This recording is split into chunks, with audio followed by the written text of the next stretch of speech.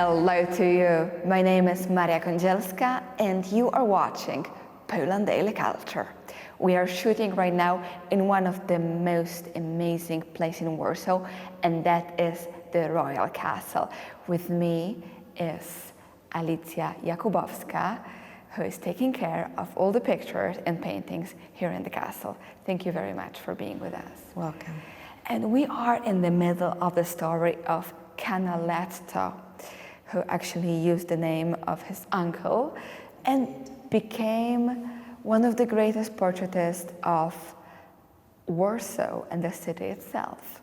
Right, that's correct. And as you've mentioned and told us in the previous episode, a person who is responsible for hiring him and making him, I would say, the royal painter, it was the last Polish king, Stanisław August Poniatowski. His paintings are in such amazing details as if they were photographs. Like, how is it possible that he managed to capture so much, and in even the smallest pieces? What technique did he use? Right. We need to remember that he was a truly great painter. He was very talented. You need your talent first, then a great teacher like his uncle Giovanni Antonio Canal. But you have also to acquire certain artistic skills, how to operate with paint, to achieve such great details. And there is also one thing more. So today we know that artists in the past used many technical devices that made their job easier. Bernardo Bellotto, known as Canaletto, used a device known as camera obscura. We may translate it as a dark room. So it was a prototype of a modern camera, but he couldn't produce photographs at that time.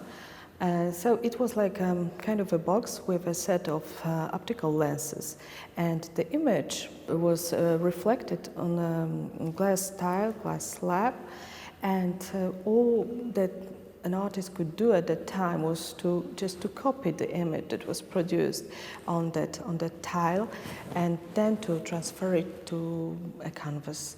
But they just didn't know how to fix that image. It was not the make a real photography, of course. But again, you had to be like a very skilled artist to transfer such a usually a tiny image reflected in that box to transfer it to canvas, right?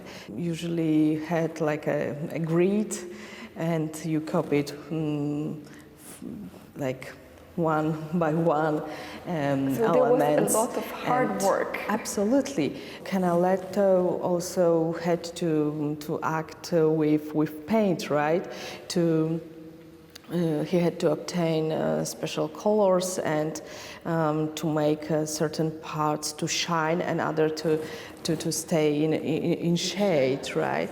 So again, if it wasn't for his talent, we wouldn't see such a beautiful portrait of Warsaw. Okay, so we're not accusing him of too much cheating. It was just a use of camera obscura, and that's how he got all the beautiful details of the city. And another interesting thing is that probably Canaletto himself would never think about the fact that his paintings will become so crucial after the World War II, and the city was destroyed completely. In almost 80% of the city was in ruins, and his pictures were used to rebuild it in a way and capture back the buildings. How did it happen? Well, it is generally agreed that his paintings helped to rebuild Warsaw, but how could it be? All that paintings, surprisingly or not, they survived the Second World War. They were evacuated before the castle was damaged, because before it was blown up, and then they were retrieved and placed, and we can see them whole series today.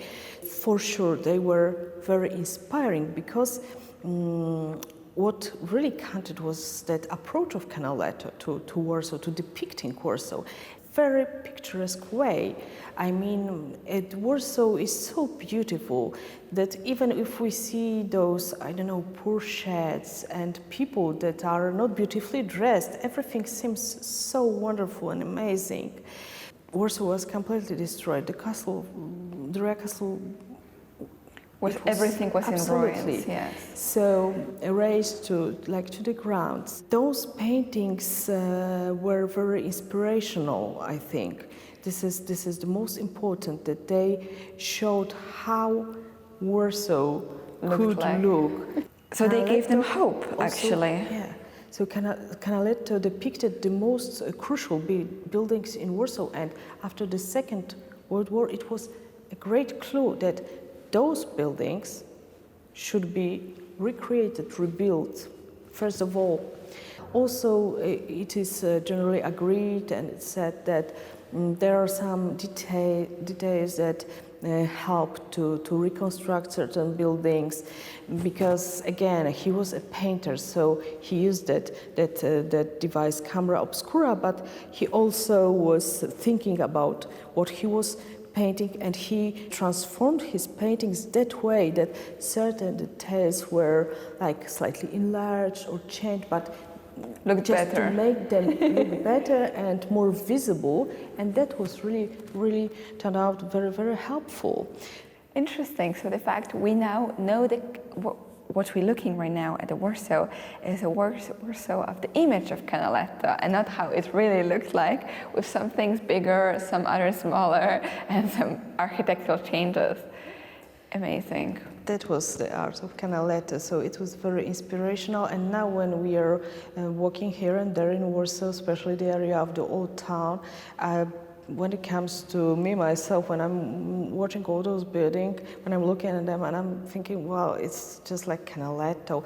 And even when you have his paintings placed here and there along the rail route, and you may make a comparison between a painting and the real image, and it's really like you feel that picturesque quality of all is around you because of Canaletto.